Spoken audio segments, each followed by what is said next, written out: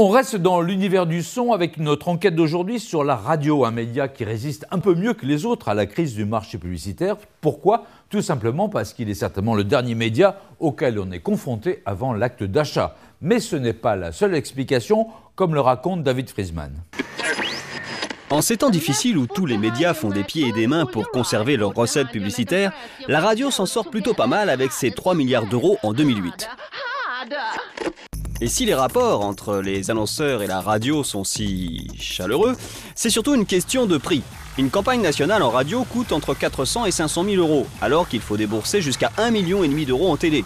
Et quand on sait que 83% des Français écoutent la radio au moins une fois par jour, on en déduit qu'un bon coup pas cher, ça ne se refuse pas, surtout en ce moment. Par les temps qui courent, il faut avoir des résultats assez rapides dans les campagnes publicitaires, il faut que ça produise des effets rapidement. Et la radio, ça a l'avantage d'être mesurable très vite et d'être efficace très vite également. Si les publicitaires et annonceurs applaudissent le vieux média radio à l'heure d'Internet, du numérique et autres modernités, c'est pour des raisons bien précises. C'est un média qu'on consomme en mobilité, donc c'est aussi le dernier média en contact avant l'acte d'achat. C'est-à-dire qu'avant d'aller faire ses courses en week-end, par exemple, on écoute la radio. Donc là, toute la création publicitaire a un rôle à jouer déterminant. La radio est ce qu'on appelle dans le jargon un média de trafic. C'est-à-dire qu'on l'écoute en faisant autre chose. En conduisant vers le supermarché, ça tombe bien, en bossant, ou même dans des situations plus intimes. Et ça, c'est une arme redoutable pour la pub. Elle s'introduit chez vous sans que vous n'y preniez garde, et par fourberie, elle s'attaque à une part de votre cerveau disponible, alors que vous allez juste prendre votre douche. Et le pire, c'est qu'elle le fait exprès. Il n'y a pas du cerveau disponible, mais il y a une espèce de d'effraction du cerveau, je dirais, et on va essayer d'attraper l'attention de l'auditeur. Et ça, c'est un côté assez intrusif. Ah, ça, pour être intrusive, elle est intrusive, la pub radio. Ils prennent vraiment pour des dingues. Limite gonflante parfois.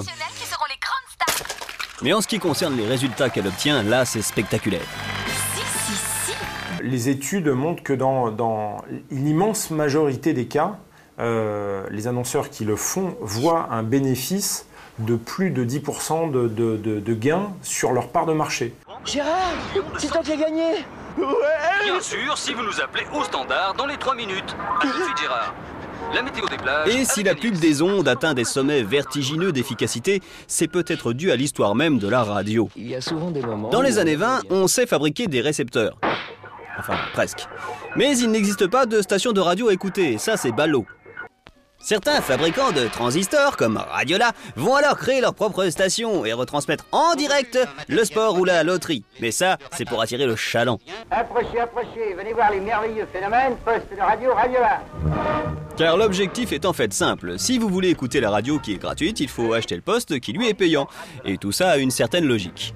Qui dit radio, dit Radiola. La radio a ensuite continué à prospérer avec les stations périphériques et les fréquences FM, proposant une offre de plus en plus diversifiée.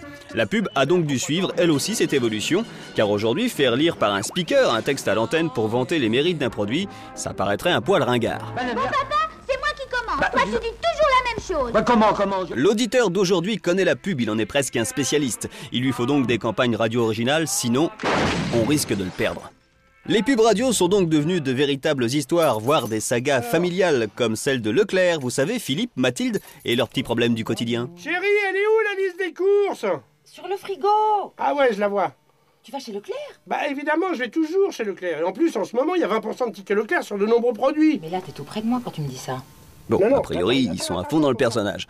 En tout cas, en 8 ans, Leclerc a diffusé 1200 spots et est devenu le premier annonceur radio. Et si un géant de la distribution crée le premier sitcom radio publicitaire, c'est pas pour rien. Et d'un seul coup, parler de Nutella, parler de Badois, parler de Terminator, parler de Camembert le rustique, ça devenait passionnant. Parce que les comédiens qui interprétaient ces petites scénettes, en fait, le faisaient avec une espèce d'amour du produit, une connivence, et ça devenait un truc important. Et là, vous vous demandez sûrement pourquoi, puisque c'était si passionnant, les spots télé Leclerc nous ont sorti plutôt que sa célèbre famille radio. Eh ben, c'est parce que dans l'intervalle, les auditeurs avaient imaginé ce qu'ils entendaient. Chacun s'est construit son Philippe et sa Mathilde. On ne plaisante pas avec l'imaginaire, surtout avec l'imaginaire du consommateur. Leclerc. Je crois que le son véhicule beaucoup plus de choses que l'image.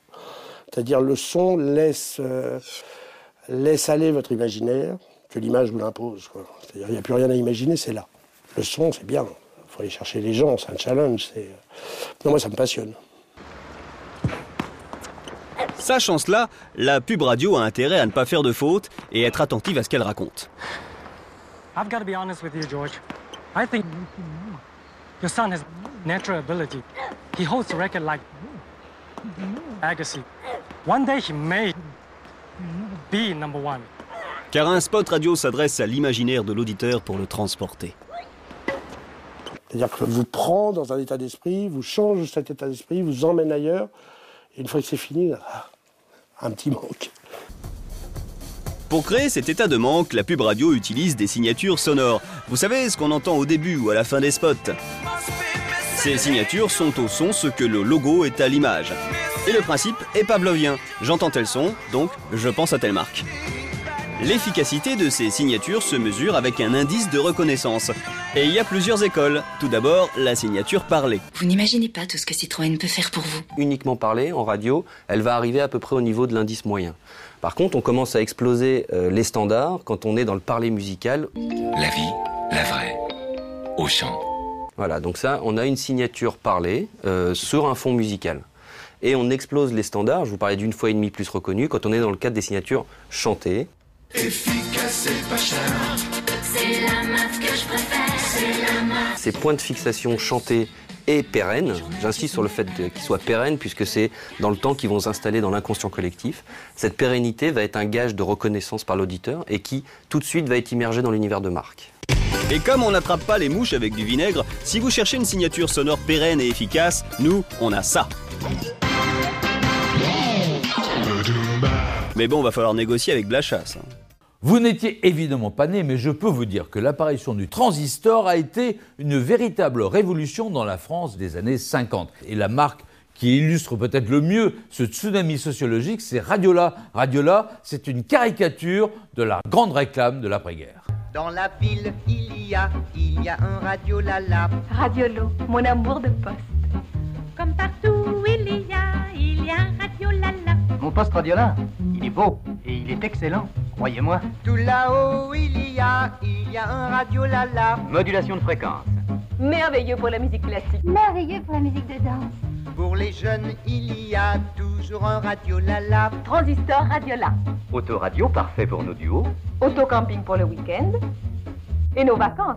Toute la ville donne le la, toute la ville la Radiola. Qui dit confort et joie dit Radiola. Qui dit transistor dit Radiola.